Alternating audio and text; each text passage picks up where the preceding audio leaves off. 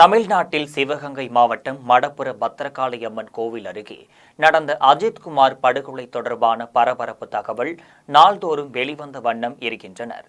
இந்த வழக்கு இந்த அளவிற்கு பரபரப்பு ஏற்படுத்தி இருக்கிறது என்றால், வழக்கு விசாரணையை மேற்கொண்ட மதுரை உயர்நீதிமன்ற நீதிபதிகள் சுப்பிரமணியம், மரியா கிளட் ஆகிய இருவரும் அதற்கு முக்கிய காரணம் என்பதை மறுக்க முடியாது. பாதிக்கப்பட்டவர்கள் தரப்பின் வழக்கறிஞர்களை விட அவர்கள் ஓபன் நீதிமன்றத்தில் வீசிய கேள்விகளை புல்லரிக்க வைத்தனர். நேரடியாக ஊடகங்களிலும் இந்த காட்சி ஒளிபரப்பப்பட்டது. போலீசாரால் அடித்துக் கொல்லப்பட்ட இளைஞர் அஜித்குமார் மடப்புரம் பத்திரகாளி அம்மன் கோவிலில் பாதுகாப்பு ஊழியராக பணிபுரிந்து வந்துள்ளார். இந்த கோவிலில் சக்தி வாய்ந்த கோவில் என்றும் அந்த பகுதி மக்களால் வர்ணிக்கப்பட்டு வருகிறது. சுற்று வட்டாரத்தைச் சேர்ந்தவர்கள் தங்களுக்கு ஏதாவது பிரச்சனை என்றால் போலீஸ் நிலையம், நீதிமன்றத்தை நாடுவதை விட இந்த கோவிலில் வந்து முறையிடுவதுதான் அதிகமாக இருக்கும் என்றும் கூறுகிறார்கள். இந்த அளவிற்கு நீதி தேவதையாக அருளாட்சி நடத்தி வருகிறாள் இந்த பத்திரகாளி அம்மன். மடப்புற பத்திரகாளி அம்மனே நீதிபதிகளாகி மாறி நியாயம் வழங்கி இருப்பதாகவும் அந்த நீதிமன்ற காட்சியை பார்த்த ஊடகங்கள் விமர்சித்தனர். அதைத் தொடர்ந்து அந்த கோவிலை பற்றிய செய்திகள் ஊடகங்களில் தற்போது வெளிவர தொடங்கி இருக்கின்றனர். கூகுளில் அதை தேடுவோர் எண்ணிக்கை அதிகரித்து வருகிறது. நாமும் இந்த கோவிலை பற்றி விரிவாக இந்த செய்தி தொகுப்பில் பார்க்கலாம். சிவகங்கை மாவட்டம் திருப்புவனம் வட்டத்திற்குட்பட்ட மடப்புரத்தில் அமைந்துள்ளது பத்திரகாளி அம்மன் ஆலயம். இது மதுரையிலிருந்து 18 கிலோமீட்டர் தொலைவில் வைகை ஆற்றின் வடகரையில் அமைந்துள்ளது. மூலவர் பத்திரகாளி, தல விருட்சம் வேம்பு, தீர்த்த பிரம்மம் குண்டம், மணிகர்ணி தீர்த்தம். இக்கோவிலில் பத்திரகாளி அம்மன் அக்னியை கிரீடமாக கொண்டு உலகையை காக்க உலாவரும் கோலத்தில் நின்ற நிலையில் அருளாட்சி செய்கிறார். தேவாரம் பாடிய திருத்தலமாம் திருப்புவனநாதர் கோவிலில் அருகில் மடப்புரம் பத்திரகாளி அம்மன் கோவில் அமைந்துள்ளது. இக்கோவிலில் ஐயனார் காவல் தெய்வமாகவும் வினை தீர்க்கும் விநாயகராகவும் விநாயக பெருமானுக்கு அருள் புரிகின்றனர். அம்மனுக்கு எலுமிச்சை பழங்களால் ஆன மாலை அணிவிக்கப்படுகிறது. இங்கு ஆடை அணிவித்தலை படையலாக கருதி செய்கிறார்கள். செய்வினை, பில்லி சூனியம் போன்றவற்றை இந்த அம்மன் தீயாய் பொசுக்கி விடுவதால் இத்தலத்து அம்மனை தங்களுடைய குலதெய்வமாக மக்கள் வழிபட்டு செல்கின்றனர். இங்கு பத்திரகாளி அம்மன் ஆக்ரோசமான சக்தி உள்ளவராக கருதப்படுகிறார். இங்குள்ள அம்மனை வணங்கினால் நீதிமன்றம் தொடர்பான வழக்குகளில் வெற்றி கிடைப்பதாக கூறப்படுகிறது. வணிக வளர்ச்சிக்காகவும் இந்த அம்மனை வழிபடுகின்றனர். வெள்ளிக்கிழமை தோறும் ஆயிரக்கணக்கில் மக்கள் இங்கு வந்து அம்மனை தரிசனம் செய்து செல்கின்றனர். பௌர்ணமி பூஜை, பால் அபிஷேகம், தமிழ் மாதம் முதல் செவ்வாய் தோறும் 1008 திருவிளக்கு பூஜை, தமிழ் புத்தாண்டு, பிள்ளையார் சதுர்த்தி, தைப்பொங்கல், சிவராத்திரி என பல்வேறு நாட்களில் விழாக்கள் மிக சிறப்பாக நடைபெற்று வருகின்றனர்.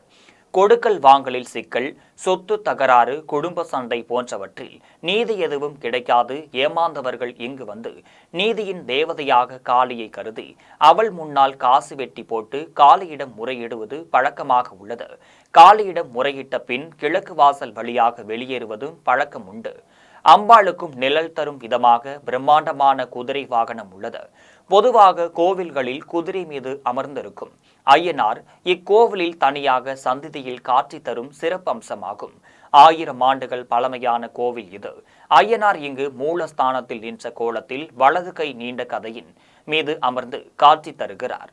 இவர்தான் இக்கோவிலின் காவல் தெய்வமாகவும் மிகவும் சக்தி வாய்ந்த தெய்வமும் என மக்கள் கூறுகின்றனர்.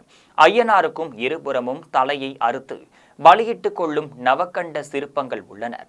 ஐயனாரின் கருவறையில் சப்தம் கன்னியரும் உள்ளனர். இங்கு பத்திரகாளி அம்மன் சம்ஹார தேவதையாக காட்சி தருகிறாள். திறந்த வெளியில் நின்ற கோலத்தில் காட்சி தரும் பத்திரகாளி அம்மன் வலகையில் திருசூலம் கீழ் நோக்கியவாறும் அக்னி நீதியை அளிப்பதாகவும் தலையில் சூடிய அக்னி அளித்தவற்றை மீண்டும் எழவிடாமல் சாம்பலாக்குவதாகவும் உள்ளது. காளிக்கும் பின்புறம் 13 அடி உயரத்தில் பெரிய குதிரை சிலை உள்ளது. குதிரை காளிக்கு நிழல் கொடுக்கும் விதமாக தன் பின்னங்கால்களால் கீழே ஊன்றி முன்கால்களை தூக்கி காளியின் இரு புறங்களில் உள்ள பூதங்கனிகளில் தோள்கள் மீது வைத்தவாறு காணப்படுகிறார். இங்கு நேர்த்தி கடனாக காளிக்கு எலுமிச்சை மாலை அணிவித்து பக்தர்கள் வழிபட்டு வருகின்றனர். ஊழி பெருவெள்ள காலத்தில் மதுரை மாநகர வெள்ளத்தால் சூழப்பட்டதும் மீனாட்சி அம்மன் மதுரைக்கு எல்லை கட்ட வேண்டும் என்று ஈசனிடம் வேண்ட சிவபெருமான் தனது கழுத்தில் உள்ள ஆதிசேஷனை எடுத்து மதுரையை வளைத்தார் என்று கூறப்படுகிறது.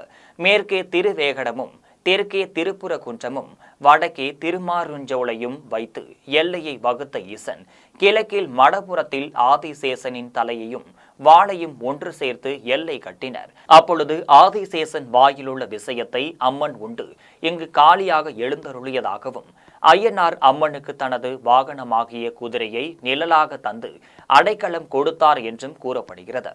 இதனால் இத்தல ஐயனார் அடைக்கலம் காத்தார் ஐயனார் என்று பெயர் பெற்றார் என்று கூறப்படுகிறது. தல வரலாறு. மற்றொரு குறிப்பில் இந்த கோவிலில் பத்ரகாளி அம்மனின் தீவிர பக்தர் ஒருவர் காளியிடம் தேவியிடம் நான் எப்பொழுதும் உன்னுடனே இருக்கும்படியான வரம் கொடுத்தாயே என்று மனமுருகி கேட்டது. அவர் பக்திக்கு இணங்க காளி அவரை குதிரையாக மாற்றி தனக்கு நிழல் தரும் குடையாக வைத்துக் கொண்டாராம். இங்கு அம்பாள் தன்னை தேடி வரும் பக்தர்களை காப்பதற்கு வலது கையில் திருசூலமும் அதர்மத்தால் தலை தூக்கி ஆடியவர்களை அழித்த பிறகு மீண்டும் எழவிடாமல் எரித்து சாம்பலாக்குவதற்காக தலையில் அக்னி கிரீடத்தையும் சுமந்து நிற்கிறார். காளி என்றாலே தவறு செய்பவர்கள் ஒருவித பயம் ஏற்படும். அப்படியாக இந்த மடப்புறத்தில் பத்ரகாளி துரதிர்ஷ்டங்களுக்கு மிகவும் ஆபத்தானவளாக திகழ்கிறார்.